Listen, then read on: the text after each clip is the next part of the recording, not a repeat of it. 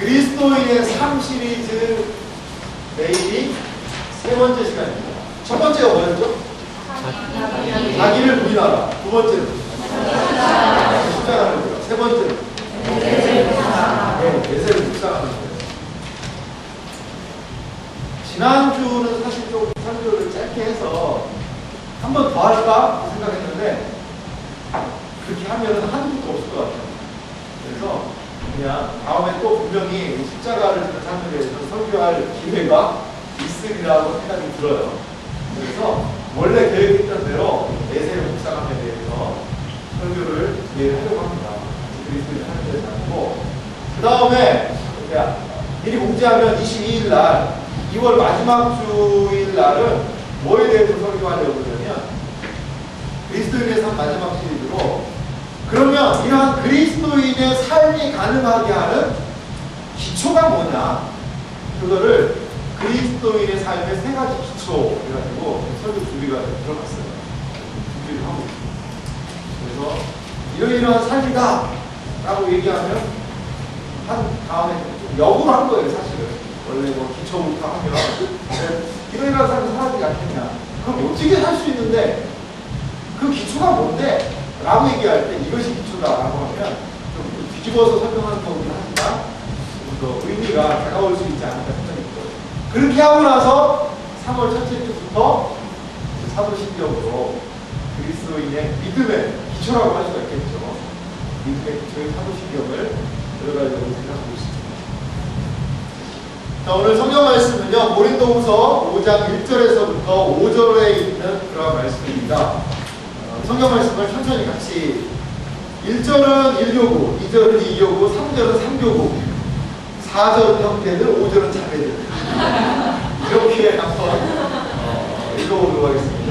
자, 읽습니다. 시작. 땅에 있는 우리의 장막집이 무너지면 하나님께서 지으신 집, 곧 손으로 지을 것이 아니요 하늘에 있는 영원한 집 우리에게 되리라. 1교구가 약간 무너진 느낌이 들어요. 이분이 무너졌다는 표현이 나와서 그런지. 자, 2교구, 아까 2교구 시작. 참으로 우리가 여기 있어 탄식하며 하늘로부터 오늘 우리 처소로 거짓기를 간절히 소망한다. 3절. 이렇게 우리가 더운 자로 되지 아니하리라. 4절 형제들. 참으로 이 장막에 있는 우리가 지질 것 같이 탄식하는 것은 벗고자함이 아니고 오히려 덧입고자 하니 죽을 것이 생명의 상품과 되게 하려 합니다. 곧 이것을 우리에게 이루게 하시고 보증으로 성령을 우리에게 주신 이는 하나님이시니라. 아멘. 자, 문제를 들어가기 전에 우리가 읽었어요. 읽었는데 이해가 좀 잘 돼요? 이렇게 공부하시라는 이게 글자는 분명히 읽었는데 의미가 다가오진 않죠. 먼저 자연스럽게 이 의미를 좀 살펴봅시다. 자, 1절 말씀을 읽어보면 만일 땅에 있는 우리의 장막집이 무너지면 또 뒤에 문제에서도 이걸 풀겠습니다만 우리의 장막집이 무너지면 하늘에서 지은 집, 그 손으로 지은 것이 아니요 하늘에 있는 영원한 집이 우리에게 있는 줄 압니다. 이건 뭐 이해가 쉬워요, 어려워요? 어렵습니다. 그래도 쉽죠? 네. 뭐하고 뭐가 대비적이에요? 땅과 또 하늘이 대비를 하고 있죠. 또 뭐가 대비하고 있어요?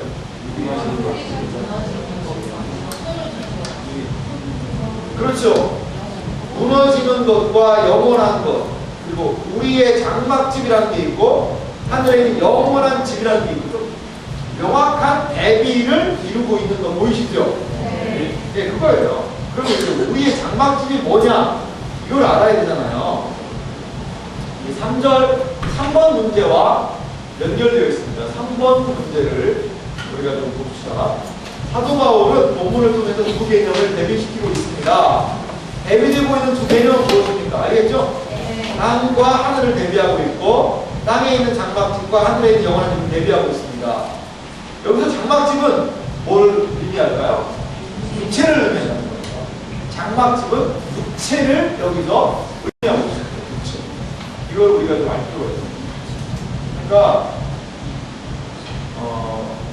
땅에 있는 우리의 장막집, 그러니까 우리 육체가 무너진다는 건 뭘까요? 푸는 거지. 그러니까 이 장막집이라는 건 다른 말로 하면 텐트예요, 텐트. 텐트를 걷어버릴 거예요. 쉽게 얘기해서. 그런 의미가 있어요.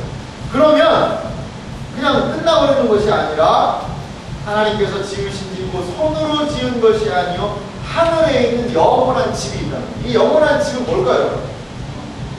천국. 영원한 집, 천국이다. 또 여기에 이의를 제기할 사람이 누가 있겠어요? 천국이라는데 보통 이렇게 생각을 하잖아요, 그렇죠? 근데 이게 제가 3번 문제에서 대비를 이루고 있다고 했잖아요. 근데 장막집은 뭐라고 했어요? 사람 육체라고 했는데 영원한 집은 천국 이렇게 얘기하면 대비가 돼야 안 돼요? 안 되는 부분이 있죠. 네, 그런 게 있어요. 그냥 생각할 때 영원한 천국이 있지라고 생각할 수 있는데 장막집이 인간의 육체를 의미했다면 영원한 집이라는 건 뭘까요? 영원? 영원입니까? 영원? 여기는 하나님께서 우리를 새롭게 하신 육체를 의미하는 거예요. 그게 뭘까요? 다른 말로 하면 한 단어를 제가 요구하고 있어요. 이게 뭘까요? 영생? 말고 누가 뭐라고 얘기했는데 여기 정답 비슷한 거 얘기했는데 뭐라고 그랬어요? 안 했는데 그걸 이런 게 뭘까요? 네? 영? 영 아니에요. 거듭남. 이 땅에서 거듭남. 부활? 믿고 박수하고. 부활체죠, 부활체.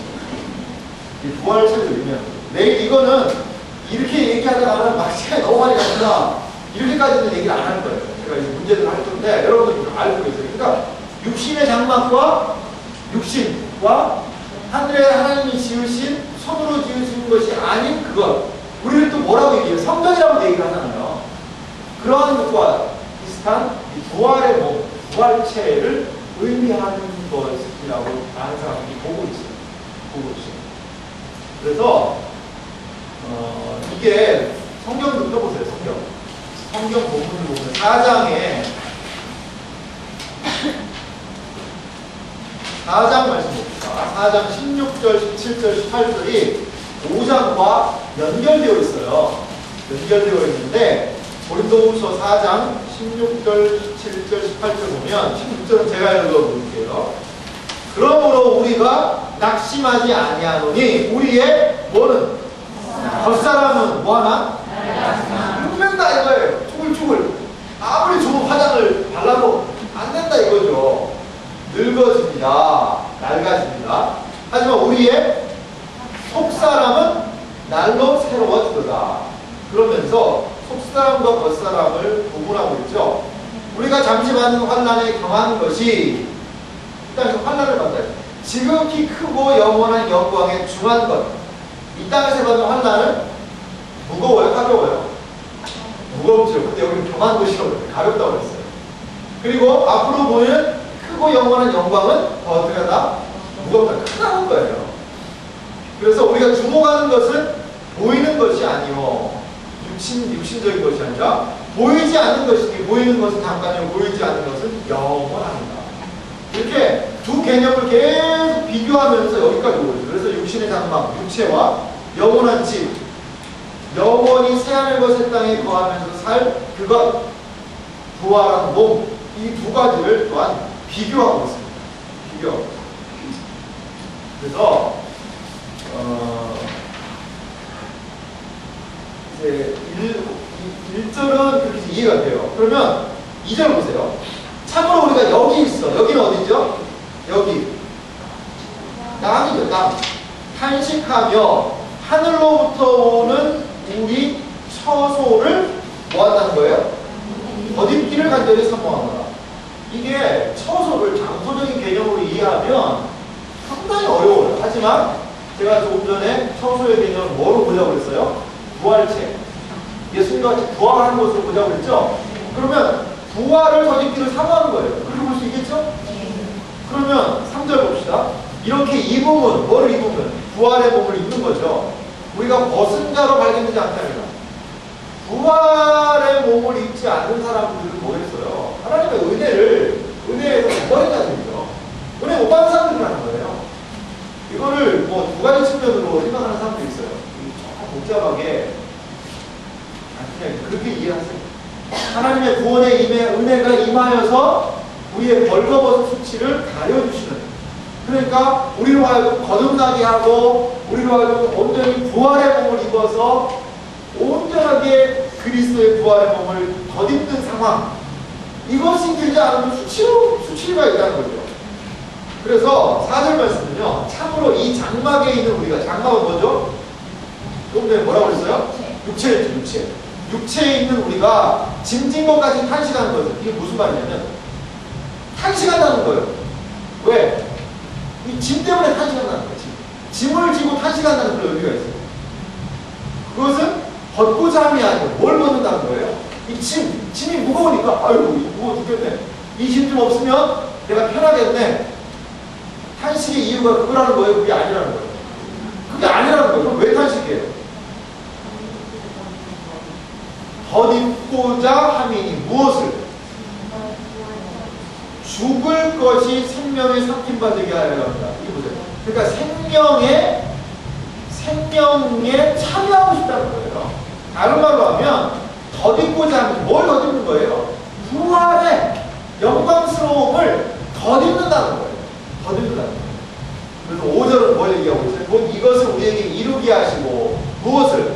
우리에게 부활의 몸을 덧입게 하시고 부활의 소망을 주시고 죽음 이후에도 부활이 있다는 것을 알려주시고 우리에게 이루게 하시는 것은 이루게 하시고 보증으로 뭘 줬다는 거예요? 성령을 우리에게 주시는 하나님. 그러니까 다른 말로 이것을 이제 부활을 좀 보니까 어때요? 의미가 통하죠? 이해가 좀 되죠? 그러니까 이제 땅에 있는 장막 육신이 무너지면 우리에게 하나님이 주시는 그런 영원한 육체가 있다는 거예요. 약간 목사님 좀 약간 이단성 비슷한 말씀 하시는 것 같아요. 육체가 영원히 하는 거 아닌가요? 이렇게 생각하는 사람들이 몇 있는 것 같아요. 의심하는 우리들이 있구나. 자, 그거를 제가 여러분에게 이 그리스도인의 죽음의 의미에 대해서 설명을 할게요. 신자가 죽으면, 그러니까 한 번 안 했죠, 제가? 네. 죽음이라는 게 있어요.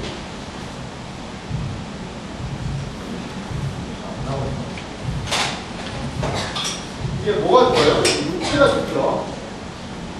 육체가 죽으면, 죽은 사람은 어떻게 될까요?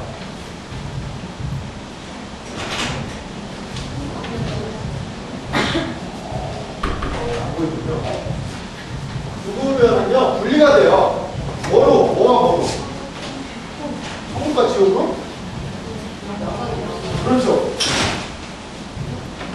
영혼과 육체가요, 분리가 돼요. 그런데 이 영혼은 어디로? 영혼은 어디로 갈까요? 육체는 어디로 갈까요?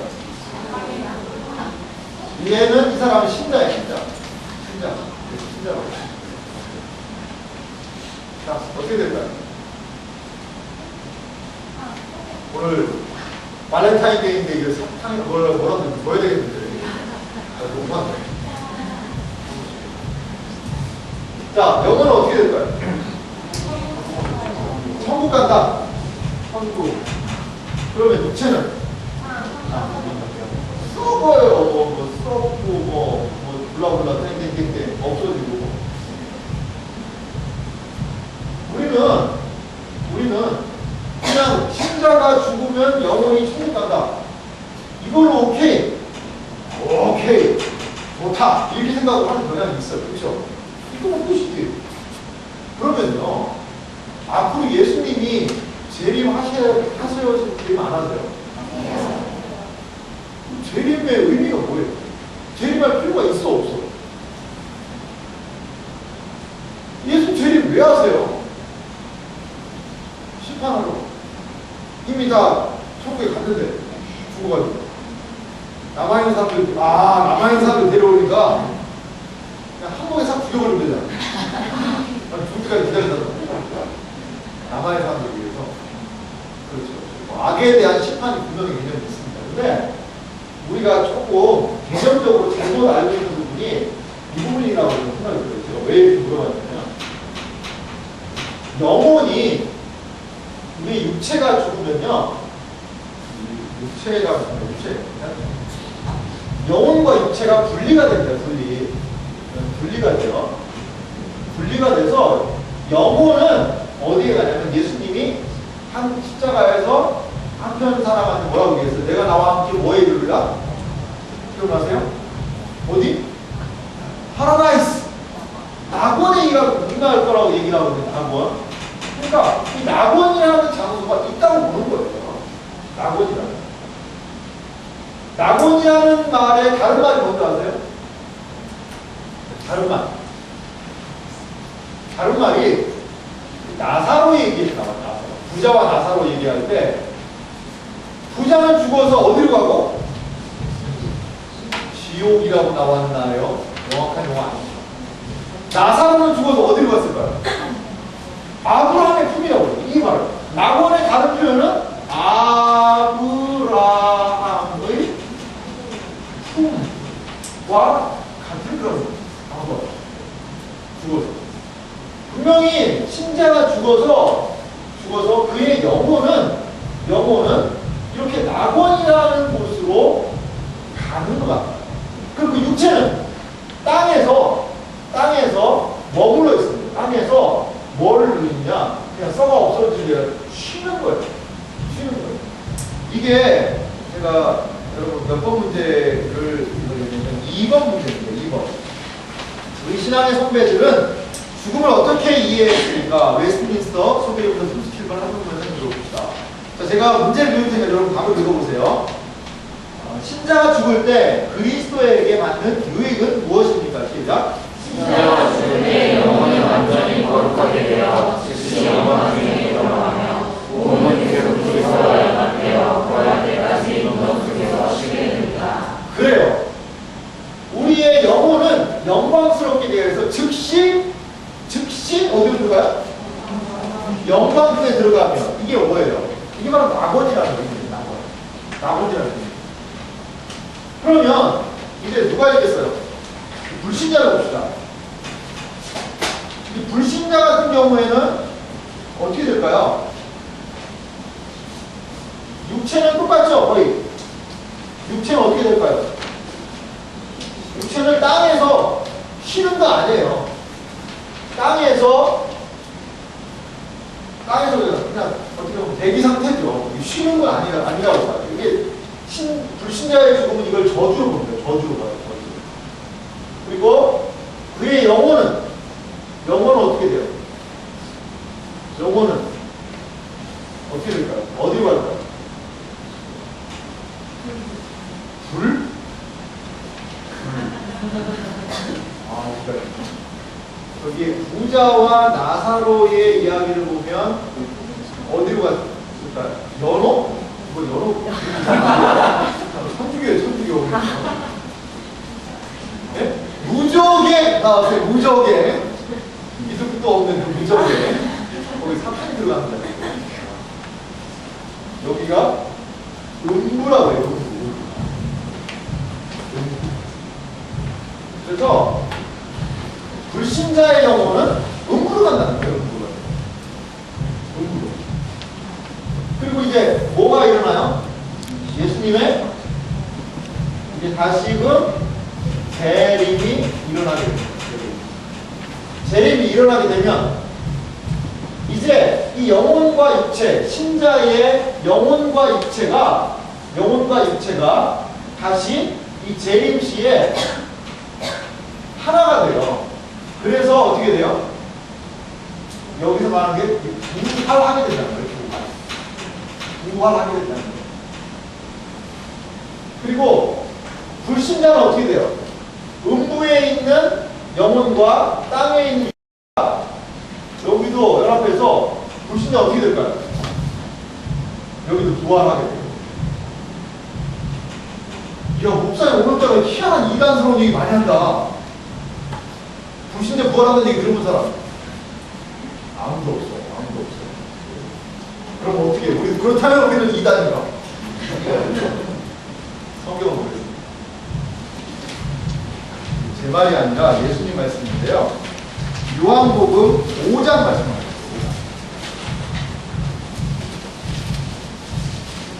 요한복음 5장 28절, 29절 말씀을 같이 한번 읽어보겠습니다. 요한복음 5장 28절과 29절을 같이 읽습니다. 시작.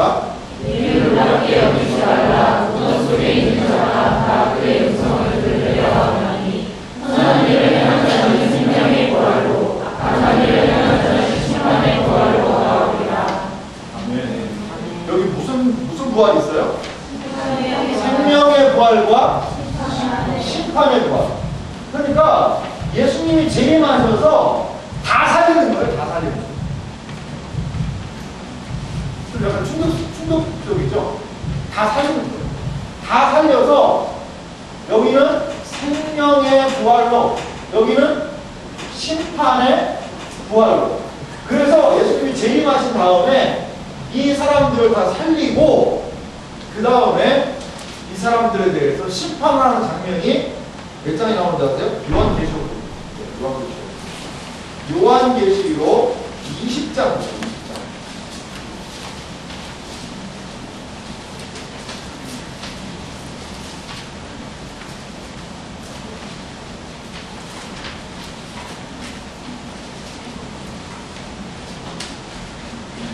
요한계시록 20장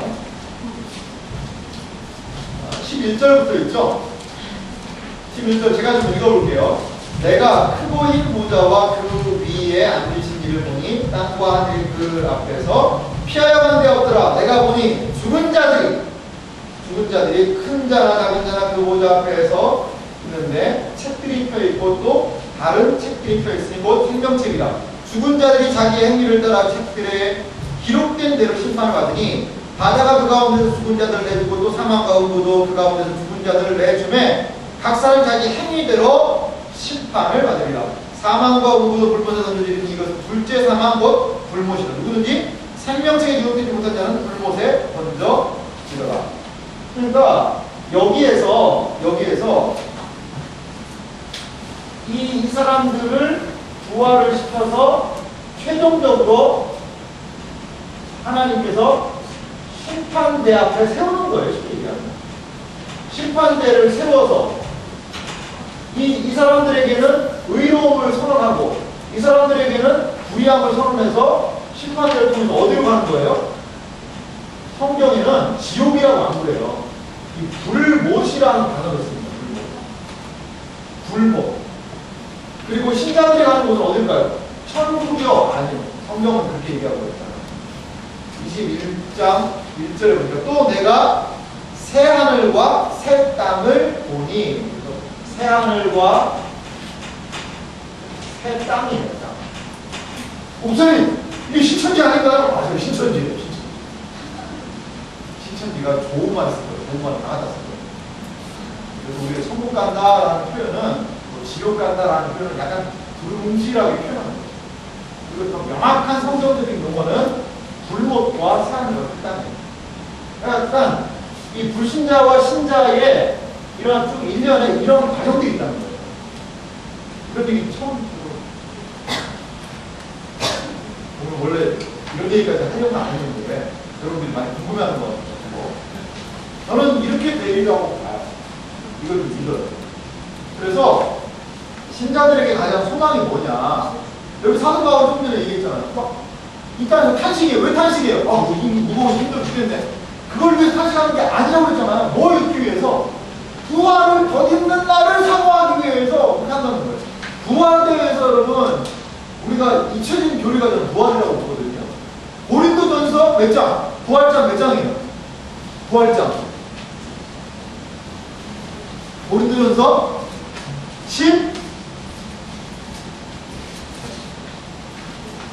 15장이에요. 15장을 부활장이라고 해요. 그러면 부활에 대해서 여러분들이 이 정도만 이 개념만 가지고 가도 아 이래서 부활을 사모하는구나 이것을 알 수가 있는 거예요. 우리가 사도신경으로 뭘 고백해요? 그래요. 사도신경 신앙 고백하죠.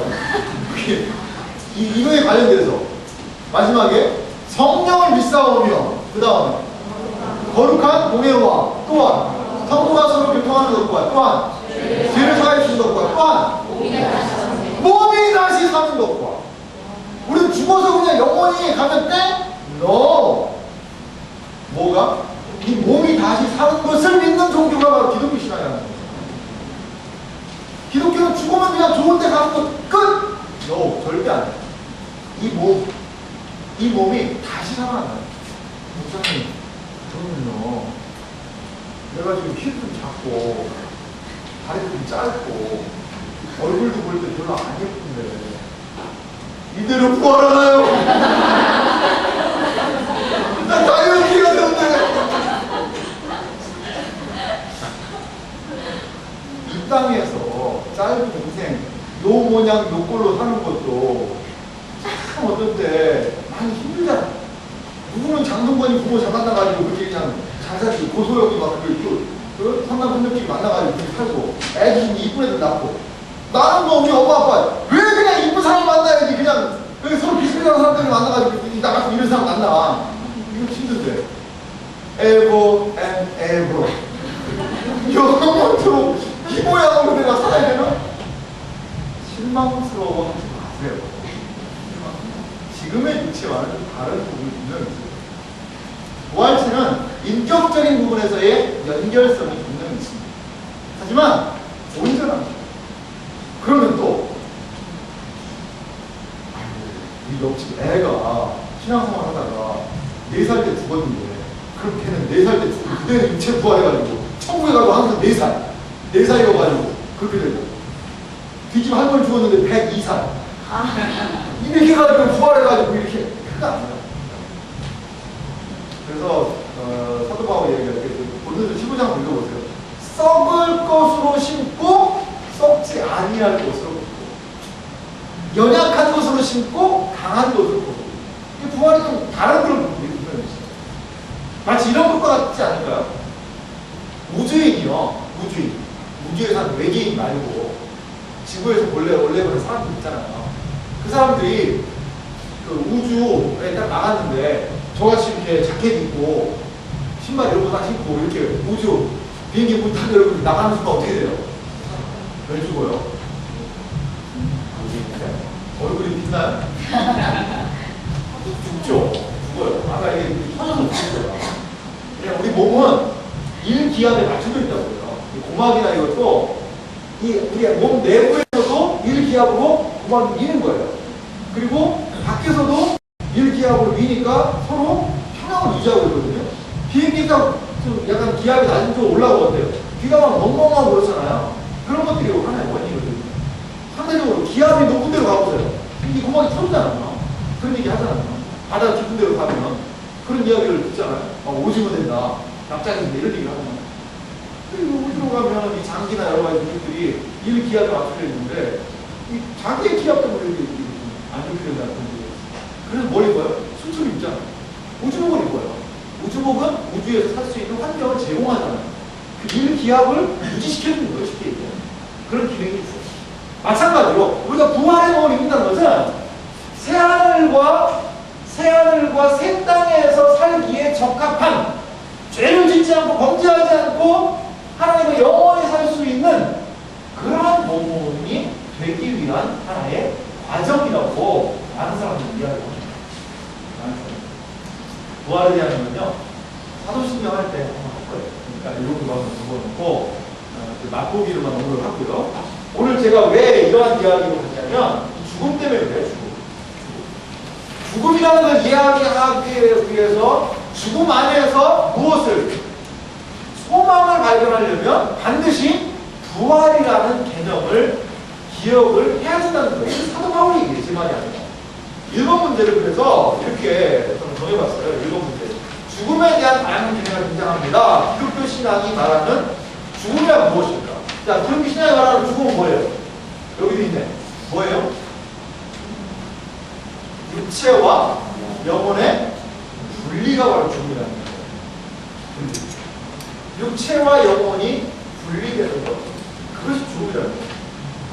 원래 우리에게 있어서 죽음은 어떨까요? 친숙한 건가요? 낯선 거예요. 상당히 낯선 것들을 우리가 경험하게 돼요. 자, 거기 한번 제가 답을 다뤄서 한번 읽어볼게요. 죽음은 모든 사람에게 임하는 것입니다. 성경은 죽음의 원인에 대해서 죄 때문이라고 말합니다. 죄의 삭은 사망이요 라고 죄로 인한 사망을 명시하고 있습니다. 죽음이 뭐 때문에 온 거예요? 죄 때문에 온 거예요. 죄가 없었으면 죽음도 없었을 것입니다. 그렇게 보고 있어요. 그래서 죽음은 인간에게는 매우 낯선 것입니다.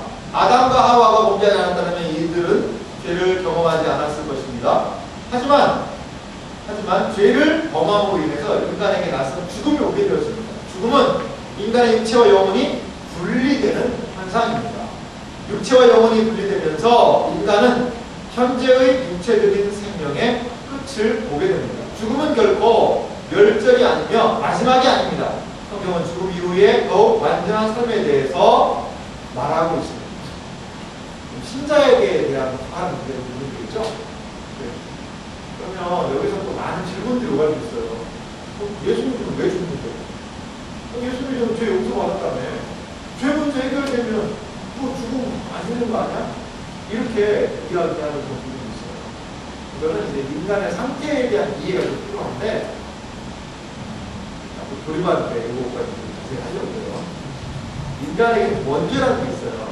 원죄와 또 무슨 죄가 있어요? 실행죄라고도 얘기하고 정죄라고도 하는 그 부분이 있어요. 원죄의 문제가 다 해결돼요. 해결이 되는데, 그리고 그리스도로 말미암아 우리에게 이 법적인 그런 측면에서의 이 죄는 해결을 받아요. 해결을 받는데, 이제 우리의 육체는 뭐가 있다고 우리 얘기해요. 폴루션, 오염의 문제가 있다는 거죠. 오염이 되어 있는 상태예요, 지금. 그래서 성령의 능력을, 그러니까 예수 믿고 거듭났는데 성령의 능력을 입었는데도 어때요? 죄를 쫓아낸단 말이야.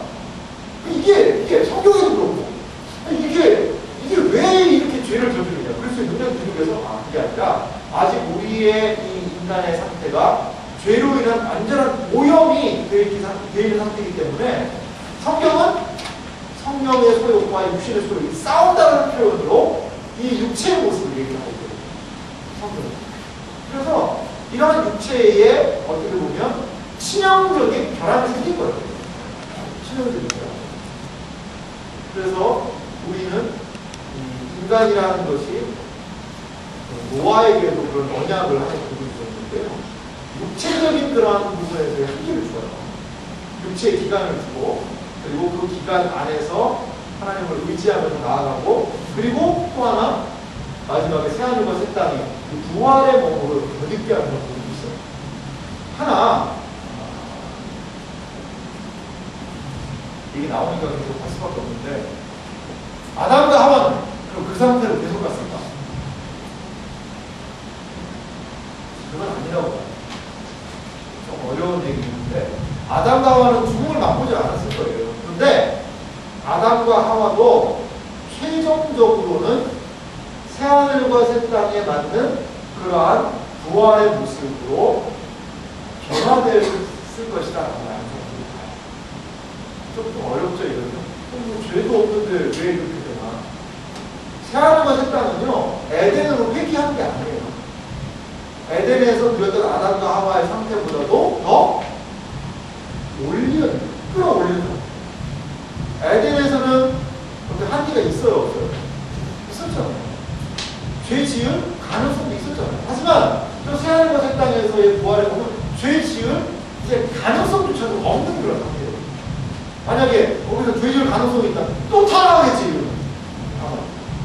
그래서 인간의 원래의 그 아담과 하와의 창조 상태는 죄가 없었다면 영원히 갈 거다. 그건 아닌 거예요.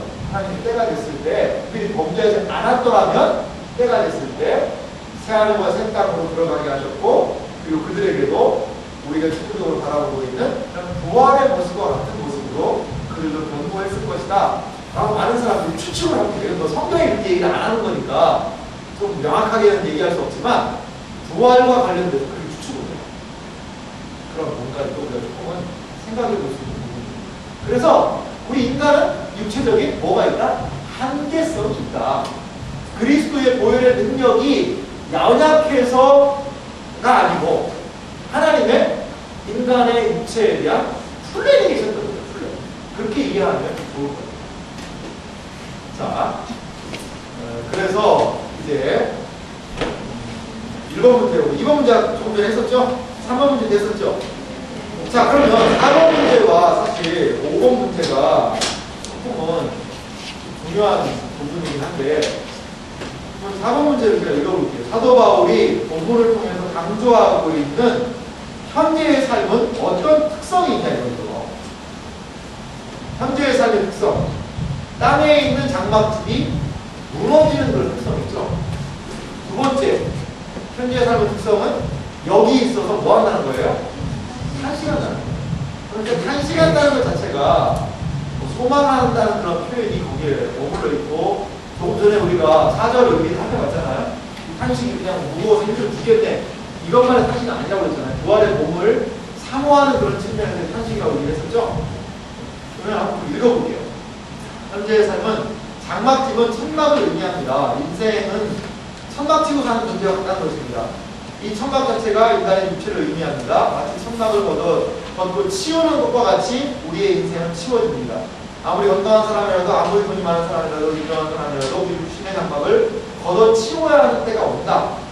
이 육신의 장막은 무너지는 날이 있다는 거죠.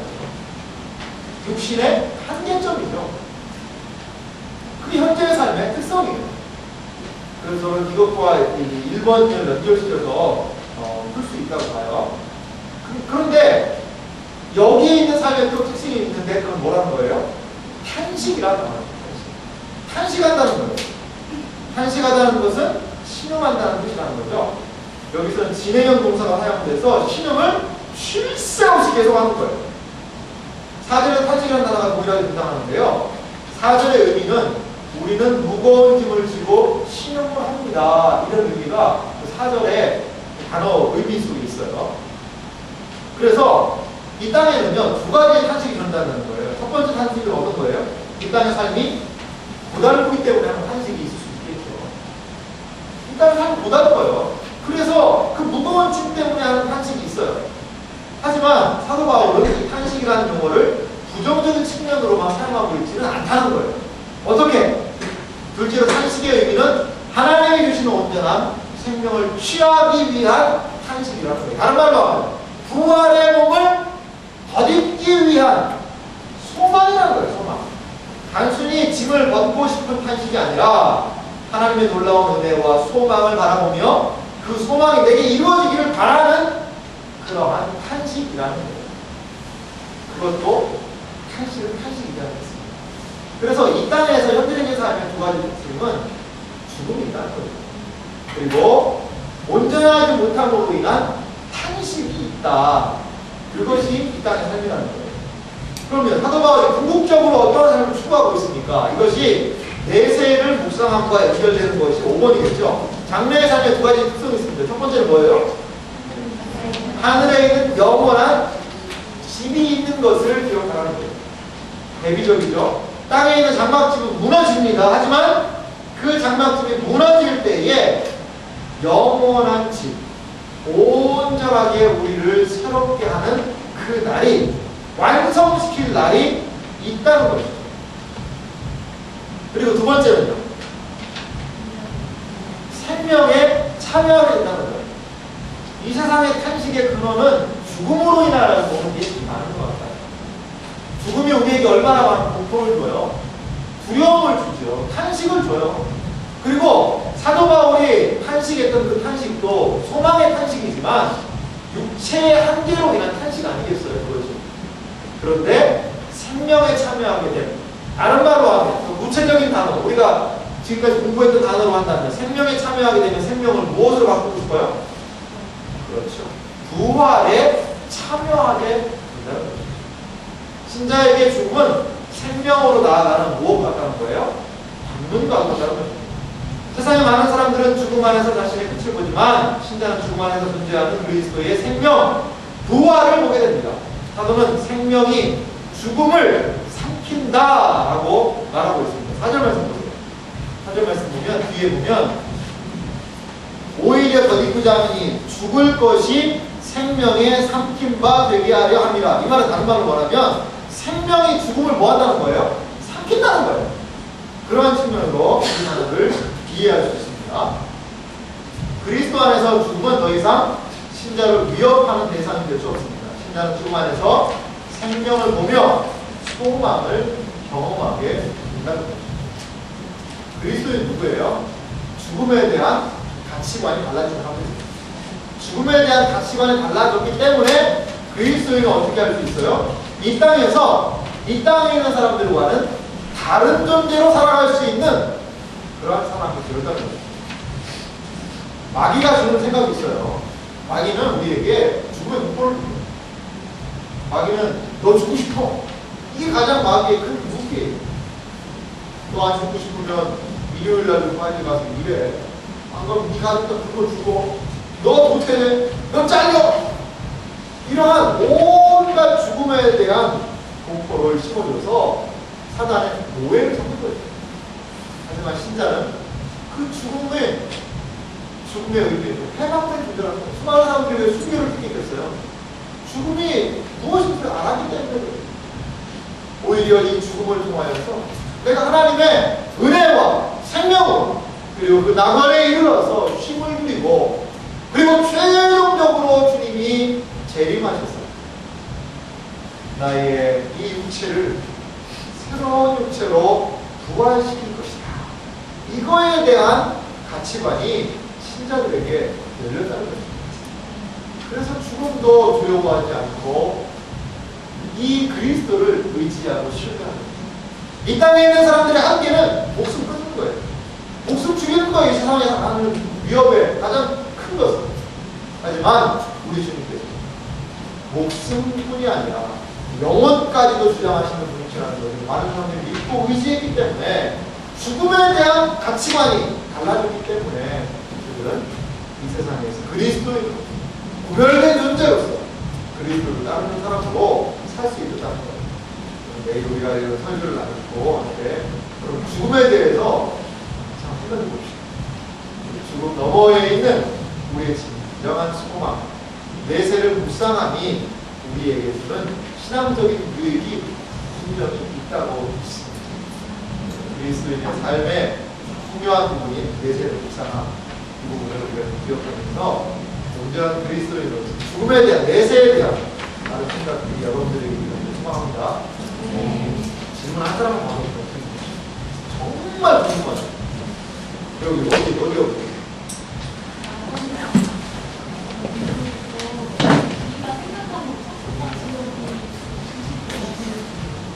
낙원과 음부를요, 제가 이런 말을 이게 조리반 할 거예요. 조리반 믿어도 하는데, 이 낙원과 음부를 통칭해서 중간 상태라고 얘기를 해요. 중간 상태. 그럼 이거 의미가 없는 상태일까? 의미가 없는 상태냐? 그거 아니에요. 낙원에 우리 주님이 계세요. 낙원에 지금까지 우리보다 먼저 죽은 수많은 신앙의 선배들이 거기 다 모여있는 거예요. 그것은 은혜의 자리고 정말 복의 장소라 영광스러운 자리, 그리고 우리가 새롭게 되는 자리라고 봅니다. 그래서 우리가 고대하는 자리, 앞으로 우리를 공부하면서 이 부분을 조금 더 자세히 하겠고요. 그리고 이제 신자들은 이제 음부에 들어갔으니까 음부에서는 내가 재수없이 음부한테 그래서 그냥 잠깐 놀다가 그렇게 해서 마지막에 하는 거 아니에요. 음부도 고통의 자리라고 얘기하고 있어요. 부자와 나사로의 기사 앞에 읽어보세요.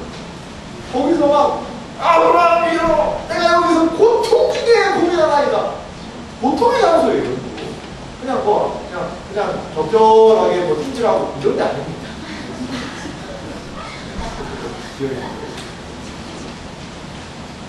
자, 그래요. 아니면 좀 재밌죠? 네, 재밌는 부분은 앞으로 더 많이 있을 것입니다. 우리 같이 기도합시다. 내일 우리가 나누게 될 텐데 하나님께서 은혜 주셔서 이러한 내용들 주체들